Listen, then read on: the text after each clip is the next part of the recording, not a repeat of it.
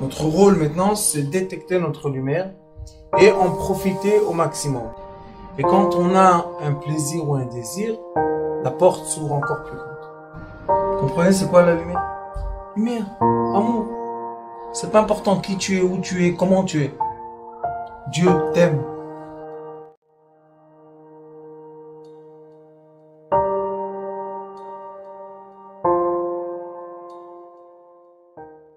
Nous avons dans cette paracha un grand secret.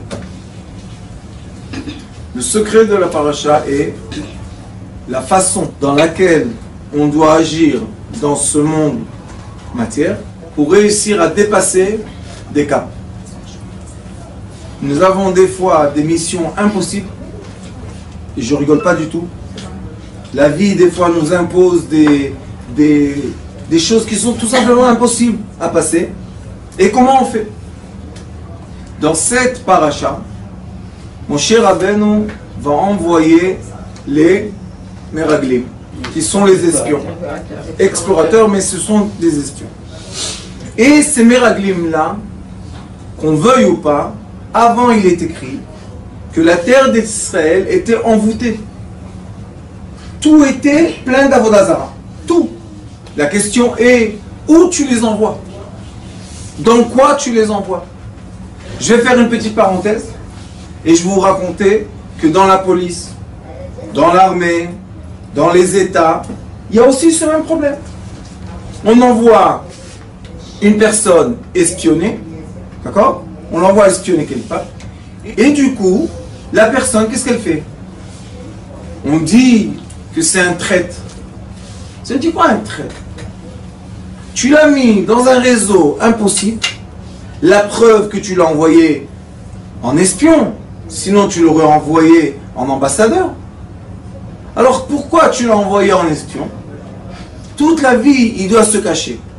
Il doit changer son apparence, son nom, sa langue, tout. Son passeport. Et tout le temps, ce monsieur doit avoir peur que peut-être quelqu'un le dévoile.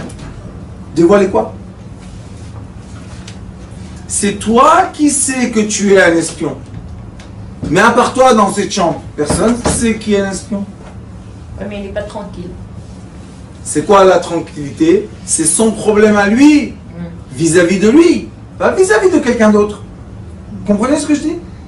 Si on est associé, par exemple. Les autres, quand il voit les autres, il a l'impression que les autres savent. Alors, ça veut dire que on l'a mis dans une mission impossible. L'espion, c'est le soldat le plus cher au monde.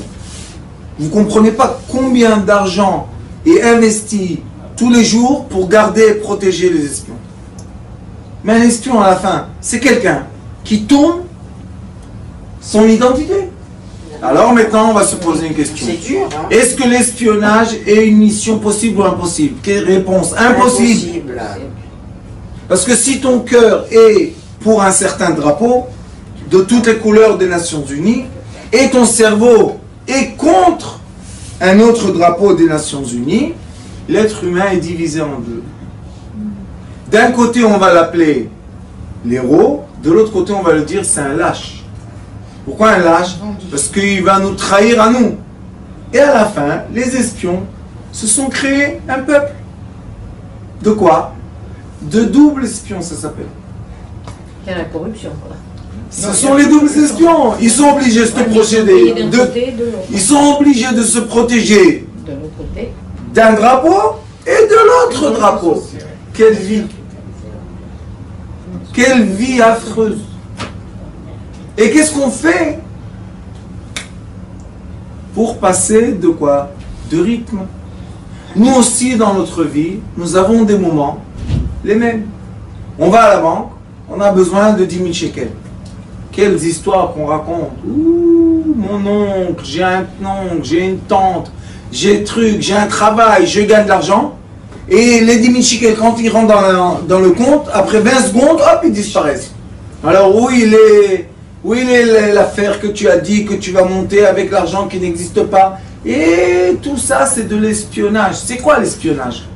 L'espionnage, c'est Piv velibo enam shavim. La vérité que tu as dans ton cœur et la vérité que tu as sur ta langue ne sont pas les mêmes vérités. Et les sages nous ont dit que le degré élevé d'un être humain, c'est qu'il dit ce qu'il ressent. Interdit, il s'écrit dans le Torah, Lo teshaker, interdit de mentir. Donc, quand on est, écoutez bien ce que je vous dis parce que c'est un déroulement magnifique de la vie.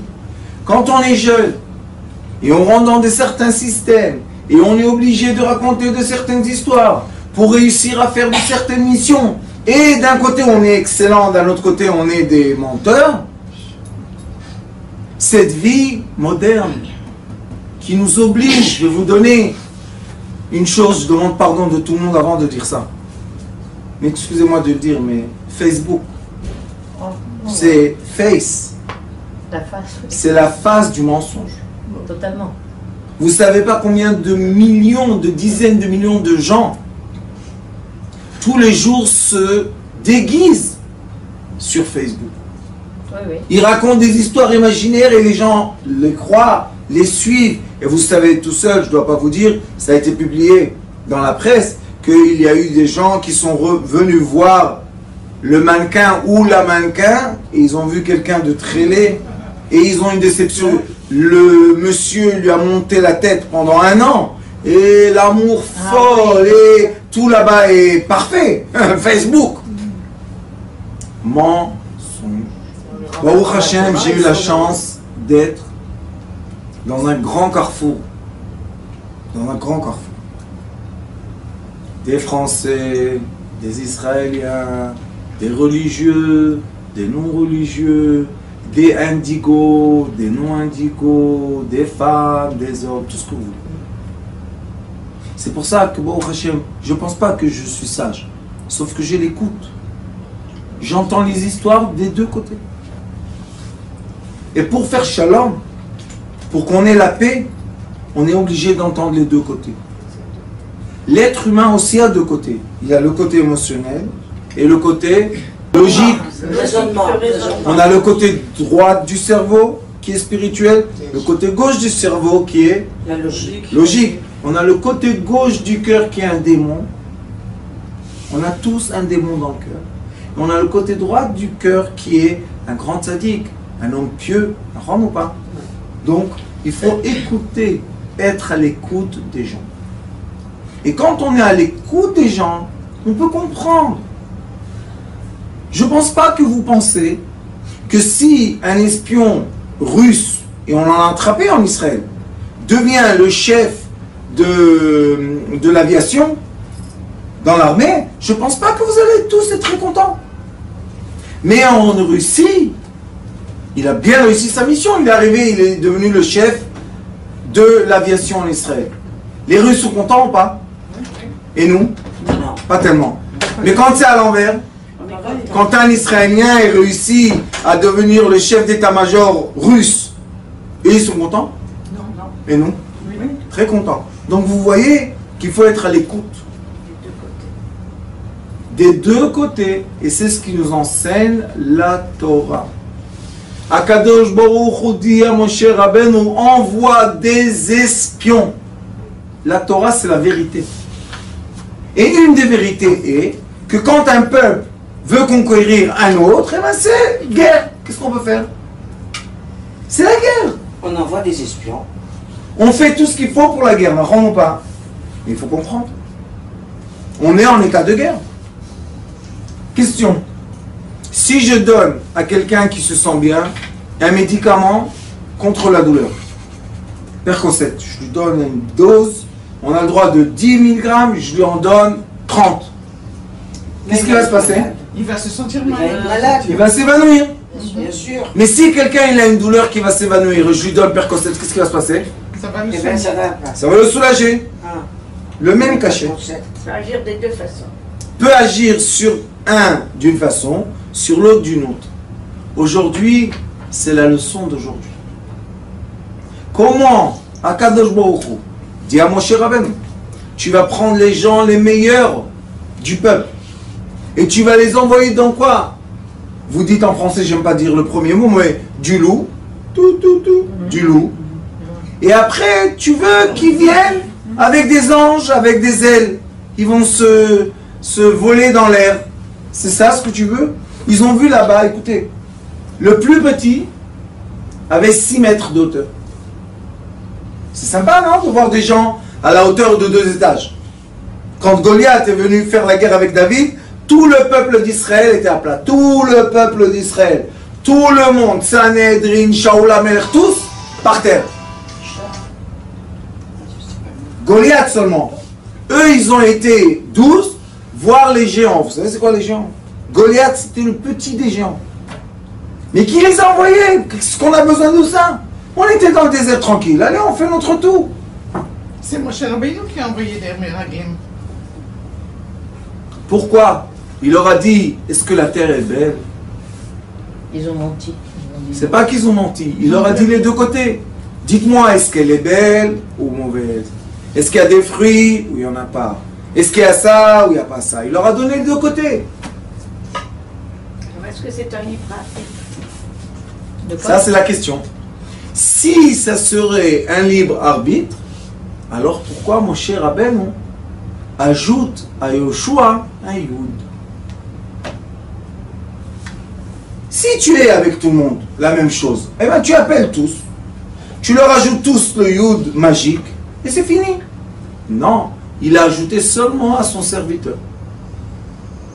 Et la Torah dit, pourquoi? Pour le sauver. Mais quand est-ce que tu me dis ça? Avant qu'il les a envoyés. C'est pas qu'il a dit, je les envoie et je vais lui envoyer un Yud avec une flèche.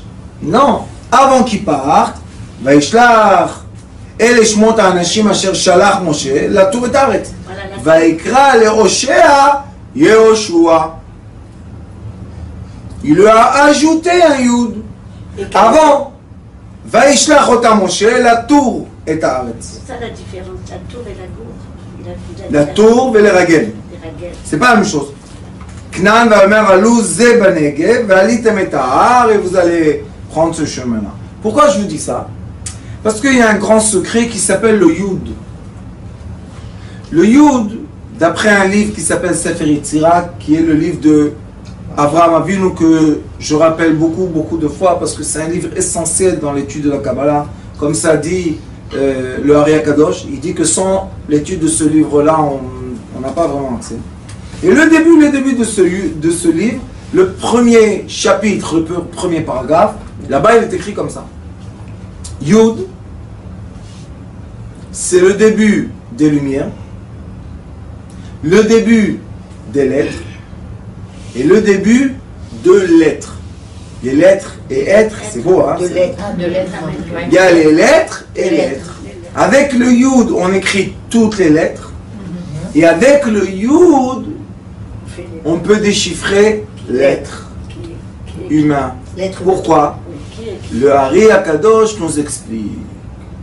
Il dit, sachez que dans le cœur de tout le monde, il y a le côté droit et le côté gauche.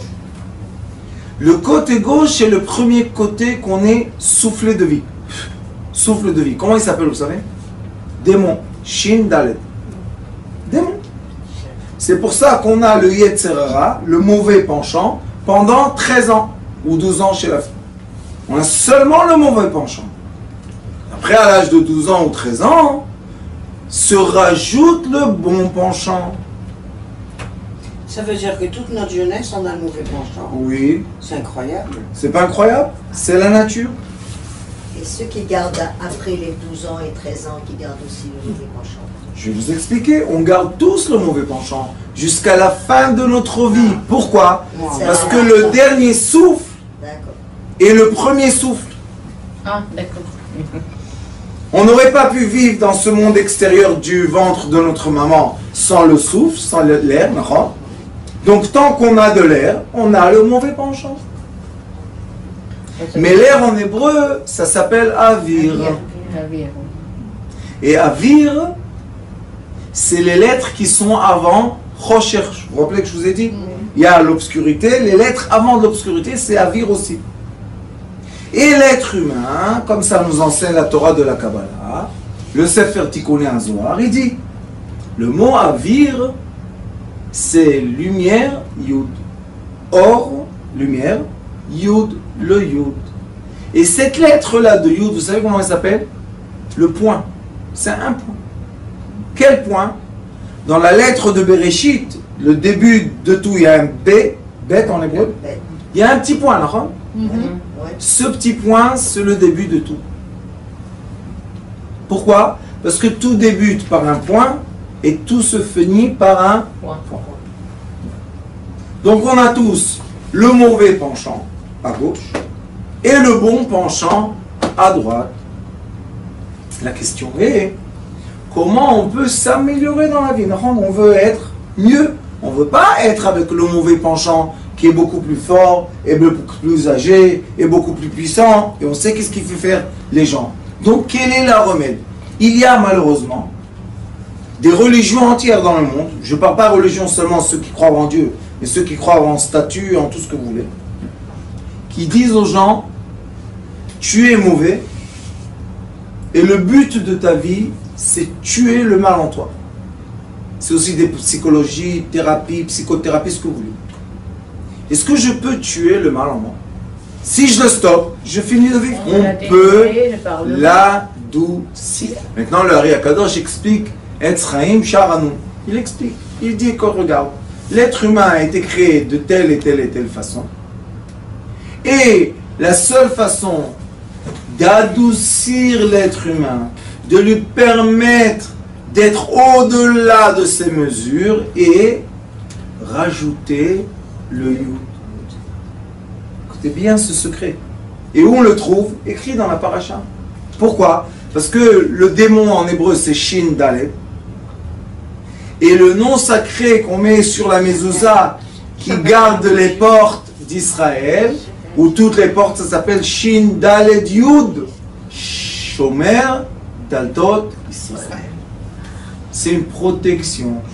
Donc, est-ce que le mal, on doit le tuer? Non, Ceux qui essayent de tuer le mal, vous savez qu'est-ce qu'ils font? Ça devient les gens les plus affreux qu'il y a sur terre. Il te dit, tu n'as pas le droit de ça, et tu n'as pas le droit de ça, et tu évites ça, et tu fais... Et ça devient des religions de quoi? De moines. Interdit, interdit, interdit, interdit. Ils te mettent tellement l'interdit qu'à la fin, ils te permettent des choses qui sont complètement tordues. Aujourd'hui, dans la paracha, il y a une solution. Vous savez comment elle s'appelle? Yud. Yud. Le Yud, il a 4 formes de vie. C'est le début de tout, c'est la fin de tout. Il existe dans tout et il est transparent dans tout. Il se manifeste, il ne se manifeste pas. C'est le début et c'est la fin. Donc il est dans tout ce qu'on appelle l'espace. Mais le Yud s'appelle Yud Chochma Keduma. Le Yud appartient au quoi? C'est Golta. Vous vous rappelez? Oui. Les 3 points élevés. Les gens indigos. Ce sont des gens qui peuvent avoir plusieurs personnalités des fois. Parce qu'ils essayent de contenter les gens qui sont autour d'eux. Et c'est pour ça que quand ils sont enfants, des fois ils sont terribles à l'école et des anges à la maison. Et des fois ce sont terribles à la maison et des anges à l'école. Et on ne comprend pas. C'est quoi cette double personnalité? Comment ils font? Comment à un moment, ils te regardent à toi, il y a un sourire d'un ange, et ils tournent la tête, il y a un regard d'un monstre. Comment ils font? C'est parce que ils ne sont pas connectés. Exactement. Leur démon est puissant et leur ange est puissant. Mais ils n'arrivent pas à faire quoi? Ce qu'on fait nous, la plupart des gens. On est dans le milieu. On est un peu dans le mal, un peu dans le bien. C'est bien, ça va. C'est des moments... Mais eux, ce sont des caractères entiers. C'est dangereux. Ça a un rapport avec la schizophrénie. À la fin de beaucoup de maladies psychologiques, c'est que les gens ont des problèmes, ils entendent des voix, ils voient des... Mais ça, les gens qui veulent approfondir dans ça, il faut venir à l'école, parce que j'enseigne les sens, et les sens, ce ne sont pas ce qu'on voit ou ce qu'on entend, c'est ce qu'on perçoit de ce qu'on a vu, ce qu'on perçoit de ce qu'on a entendu, ce qu'on perçoit de ce qu'on a senti, goûté et touché. C'est pareil que les bipolaires aussi. Bipolaire, c'est... Beaucoup de gens qui sont au début indigos, Ouais. deviennent après bipolaires parce qu'ils n'arrivent pas, on ne les a pas connectés au Yud. C'est quoi bipolaire? Mais comment on peut les connecter? Bipolaire, c'est pas un c'est caractère mania dépressif. dépressif. Comment on peut les connecter au Yud? Oh. Maintenant, le Yud, il est encore une fois dans la paracha. Il est écrit ici, Ve'ata igdal nakoach Hashem kasher dibarta le'emor. Maintenant, on va agrandir la force. Comment on va multiplier la force?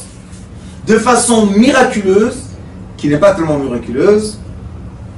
Avec quoi? On donne Avec l'amour. les 13 attributs de Ah, miséricorde. miséricorde.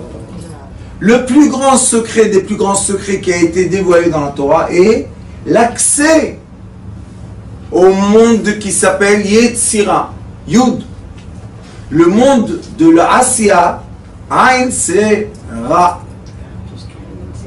Tout ce qui est démon est dans quoi? Dans le monde qui est le monde de l'action. Tout ce qui est Yud est dans le monde de Yetzira. Écrit noir sur blanc. Donc, qu'est-ce qu'on doit faire avec ces gens qui ont des personnalités tellement complexes, qui peuvent être à la fois ton ami et à la fois ton ennemi? Ces gens-là, c'est pas de la rigolade. Hein. Vous savez, c'est quoi de vivre un moment, je suis comme ça, un moment, je suis un autre, juste pour vous angoisser un peu, pour vous mettre un peu la tension. Les gens qui trompent. Les gens qui? Les Qui gens trompent. Qui trompent leur femme. Les maris ou les femmes qui trompent leur mari. Qu'est-ce qu'il y a comme problème? Un moment, ils sont les deux dans la porte. Qu'est-ce qu'elle fait? Elle ouvre celle-là ou celle-là? Qu'est-ce qu'elle fait? Rentre dans la chambre, tac, et hop, elle lui va rentrer dans la... Action. Ça, c'est action, ça. Pour vivre ça, quelle personnalité tu dois avoir? Mais nous, au lieu de juger ces personnalités, parce que ce sont des gens très spéciaux, il faut apaiser les gens. Les juger, c'est trop facile. Tu es comme ça, tu es comme ça. Et toi aussi, tu es comme ça. Alors, on peut juger tout le monde. Apaise-les. Donne-leur de l'amour. La Torah nous dévoile. Tu sais comment tu vas lui mettre le Yud pour que son démon qui est tellement violent devienne un ange. Tu vas lui mettre les 13 attributs de miséricorde. Seulement avec l'amour que Moshe a eu pour Yoshua. Parce que imaginez-vous que Moshe n'aurait pas ajouté le Yud à Yoshua. Qu'est-ce qui serait passé avec Yoshua? Il serait devenu un des Meraglim. Ouais. Donc il n'aurait pas pu faire entrer le peuple d'Israël en Eretz Israël, puisqu'il serait devenu un des gens qui a été condamné à mort. Alors Moshe, comment il l'aurait fait? C'est son propre serviteur, ça veut dire que c'est son miroir.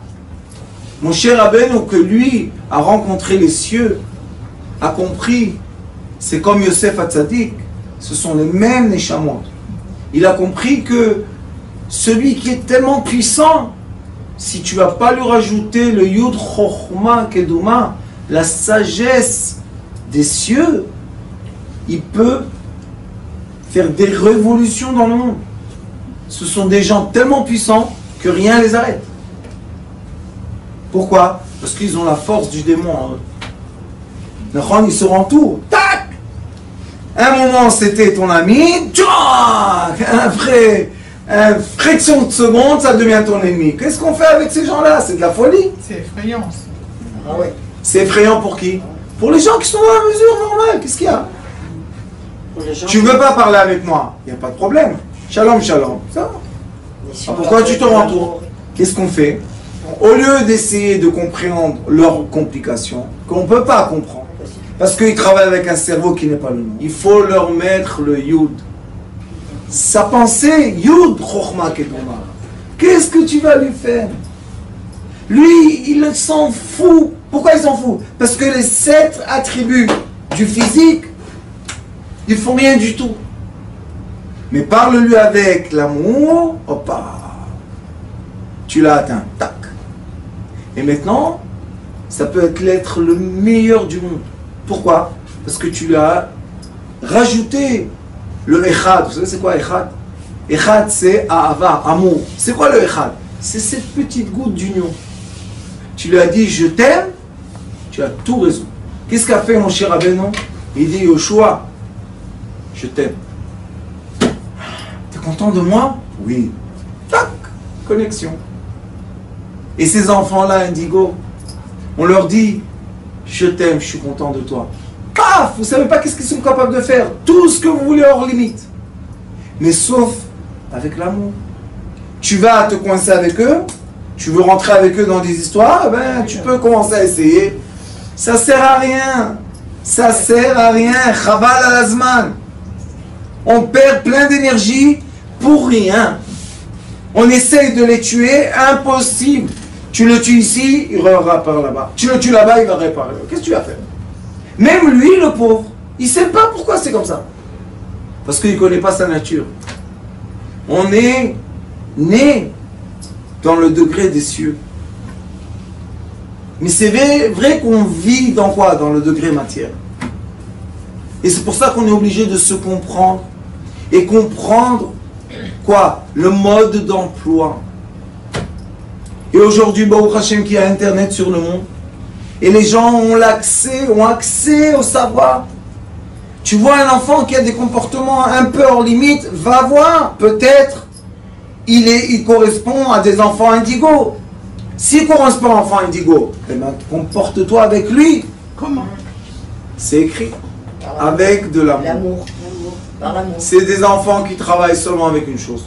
Tu l'aimes, tu l'as. Tu l'aimes pas, c'est ton ennemi. De l'amour, si tu n'es pas avec l'amour avec lui, c'est ton ennemi. Il peut t'ignorer. Vous connaissez les gens qui t'ignorent, mais complètement. Tu n'existes pas, tu te dis c'est pas possible. C'est indigo. Parce que les gens normaux ne peuvent pas ignorer comme ça. Leur sens demande d'être en lien. Il y a des gens, ils coupent avec toi, c'est fini à vie. Tu te dis c'est pas possible, on est cousins. Quoi? Et alors on a eu un problème. Non. T'as pas eu un problème. Tu disparais. Tu n'existes plus. C'est fini. C'est qui souffre? Pas Indigo. Indigo, il a un monde d'emploi qui peut faire ça. C'est pour ça qu'il peut être un espion. Et c'est pour ça que les grands espions, c'était toujours, toutes les générations, des gens indigo. Des gens qui pouvaient être au-delà de la matière. La seule façon de les rapprocher, je t'aime. J'ai rien, je te juge pas, je t'aime. Et Baruch Hashem, combien d'enfants comme ça, on a la chance qu'ils viennent vers nous. Je les appelle enfants parce qu'ils n'ont pas d'âge. 50 ans, 70 ans, 20 ans, 2 ans. Aujourd'hui, il y a un bébé, 15 mois, les mêmes. Les mêmes. Aucun problème. Alors, qu'est-ce qu'on doit comprendre? Que la Torah a dit Va'ata yigdalna koach Hashem. Comment? Yud Gimel Midot Shel Rachamim. Si tu vas l'aimer, tu vas le gagner. Si tu vas, chas v'shalom, tourner ta face, c'est pas seulement que tu vas le perdre. Il peut devenir ton ennemi. Très dangereux. Ah, mais des fois c'est difficile parce que ça demande des années à l'aimer. Il faut que la personne elle tienne. Parce que ça demande des années des fois. Rabbanit, ça demande combien de temps d'être en couple? Ah oui. Sûr. Ça demande combien de temps de devenir ingénieur? Ça demande du temps. Alors pourquoi pour eux on n'a pas ce temps-là, mais pour sa carrière on a ce temps-là? Parfois la personne craque. Elle n'est pas rentrée dans le bon circuit. Baruch Adonai l'olam, amen. Bien.